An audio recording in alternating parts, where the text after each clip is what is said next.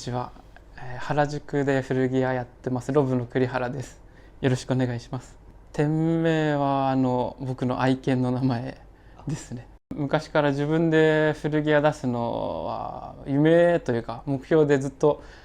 生きてきたんですけど、なんか店名何にしようってずっと考えてたけど、なんか全然思い浮かばなくて、去年飼った犬の名前にそのまましました。基本的にアメリカ買い付けで90年代2000年代のものがメインで商品扱ってます。ハマったきっかけとしては、人と違う格好がしたいなと思うとから興味持ってバンド T シャツ探してて、中学2年生の時にローリングストーンズの T シャツで自分の生まれ年の T シャツを見つけたんですよ。生まれ年のツアーの T シャツ、それがなんか探してた T シャツ、他見てた T シャツより倍ぐらい高かったけど、でもなんかすごいそれが僕としては嬉しくて、なんかこう友達の前で着るのとかすごい誇らしかったんですよね。なんか珍しいものを見つけたっていう感覚がすごいあって、ハマりましたね。それである程度見た目が同じようなものでも値段の差がある古着があるじゃないですか。例えば中学生の僕だとコンバースのスニーカーでなんでこう3万円のものと4000円のものがあるかよく分かんなくて、なんかそういうのを教えてくれる古着屋の店員さんと出会って、なんかいろいろ教えてもらって、でなんか高いものには高いいい理由があるっていうことをどんどん知っていくことが楽しくて、どんどんヴィンテージにものめり込んでハマっていったって感じですね。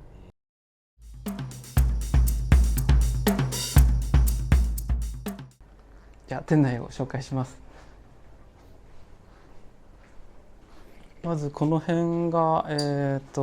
ギュラーの T シャツですね。特にこうプリントでまとめてるわけじゃなくて、自分としてデザインが気に入ってるものを並べてってます。これは忍者背中カシンカシンとか CNN、 なんかアメリカのニュースじゃなかったでしたっけ。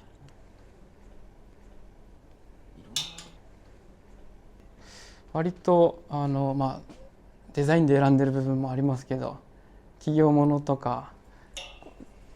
こういうスポーツチームものとかを割と集めてますね。でこの辺に少し半袖のシャツを並べてるのはちょっとカジュアルなシャツ。例えばこれはコロンビアのシャツです。アウトドアのシャツなので夏着て涼しいみたいなやつですね。割と気兼ねなく着れるものっていうのが僕は好きなので、そういうものをまとめてはいます。これはナイキの ACG のモデルで、カヤックっていう名作って言われてますね。左右非対称なデザインが面白いですよね。カヤックをやるときに着るようなものなんだとは思います。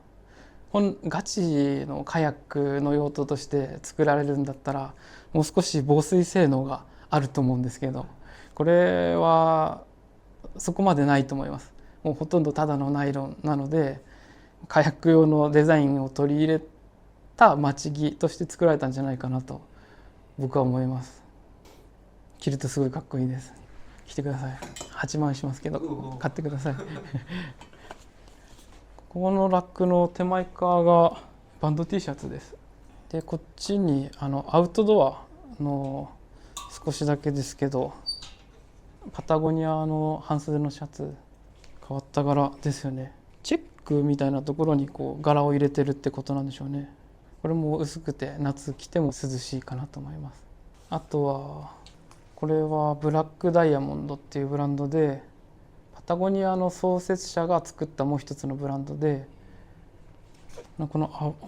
アバラング、これが雪崩って意味なんですけど、雪崩に巻き込まれた時に雪崩の中で呼吸をするためのチューブが入ってるんですよね。バックカントリーとかスキー場じゃない山の奥でスキーするような人たちが来たりしてたんだと思いますね。なんかこっちはちょっときれいめなものをまとめておいてます。なんかこうデートしたりとか、いいとこにご飯に食べに行く時に着れたりする服もう古着で見つけられたら面白いなと思って、そういうのをまとめてますね。例えばこれ、シルクのニットポロシャツ、すごい好きで結構よく着ますね。僕がシルク好きな理由は光沢ときめの細かさですかね。同じ形でコットンなだけで結構カジュアルに見えると思うんで、日常でも着てた時もあったけど、最近着るのはだいたいこういいとこにご飯に行く時、ちょっとドレスアップしたい時に着てますね。